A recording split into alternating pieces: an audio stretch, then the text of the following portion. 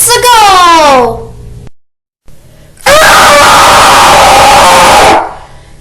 Nintendo and Sega, when will you guys learn to stop freaking making freaking games for the freaking Mario and Sonic at the Olympic Games series? Makes me so freaking mad. It's the same repetitive garbage over and over! Just like Call of Duty. I mean, seriously, what the frick?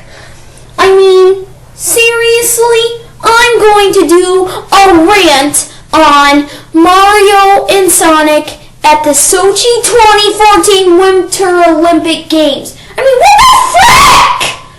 I mean, why are they still continuing to make games for this series? I mean, they've run out of ideas for this series. I mean, they just need to beat this series! Hasta la vista! Alright, guys. I mean, seriously, what the frick? I mean, seriously, Nintendo and Sega, when are you ever going to learn that you can't do this to your consumers? You can't just release the same game over and over, expecting it to sell. Lightning can't strike twice! That only happens very occasionally! Super Mario Galaxy 2 is an example. But guess what? That was a while ago! This is 2013, and of course, Nintendo started releasing games for the Mario and Sonic at the Olympic Games series back in 2007 with the original Mario and Sonic at the Olympic Games. And they figured, oh, since this game was such a success, why don't we just make a sequel? And Mario and Sonic at the Olympic Winter Games did feel like something new, because, I mean, of course, it was a new setting, completely new mini-games, everything about it was new. But I'll tell you when the franchise started to go downhill. Mario and Sonic at the freaking 2012 London Olympic Games. Holy frick! I mean, what the frick?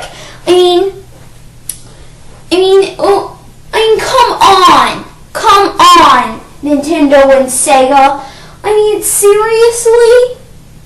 I mean, why can't you just make one Mario and Sonic game per console?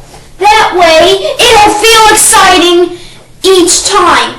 But no! Instead, let's just, frickin' release a Mario and Sonic game every 2 frickin' years! I mean, it was exciting at first, because it was the first time we got a Mario and Sonic crossover game, Mario and Sonic at the Olympic Games, but guess what?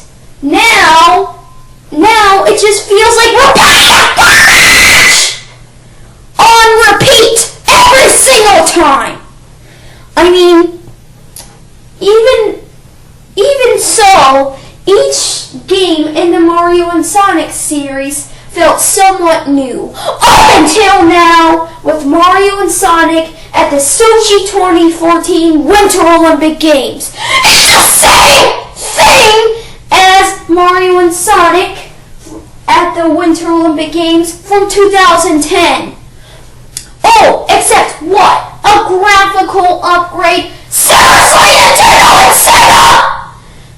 I mean, seriously, they expect us to buy this just because it's in HD? We are gonna buy this game just because of a graphical upgrade. I mean, seriously. Oh, nice strategy, Nintendo and Sega. Applaud! What the frick? I mean, it's just freaking stupid. I mean, seriously? What the frick? Just freaking dumb. And then, and guess what? That's not all. I mean, all the mini games are the exact same. I mean, sure, there are, very few new mini games, such as biathlon, triathlon, pair figure skating, slope snowboarding, but all those mini games are just iterations of mini games from the past. I mean, what the frick?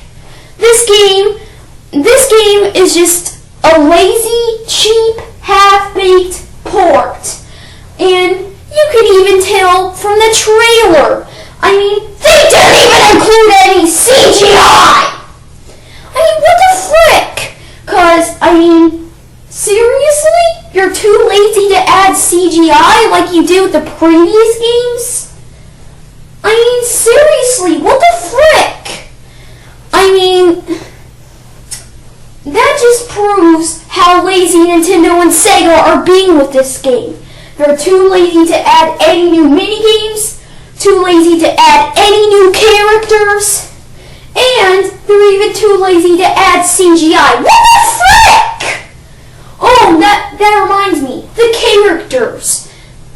Yeah, they're not adding any new characters because they claim, oh, our character roster is too large, so we're just going to keep it the way it is. Why don't you just cut out the characters that people don't frickin' like? Like, I know, maybe Blaze the Cat, Vector the Crocodile, let's see, Silver the Hedgehog. I mean, seriously, what the frick? I mean, seriously, nobody wants this! And why don't you add characters like, I know, Fang the Sniper / Knack the Weasel, Espio, Mighty the Armadillo. Let's see, what else? What else? Beam the Dynamite, and or even Honey the Cat, which was reintroduced in Sonic the Fighters HD. I mean, seriously. I mean, nobody wants this!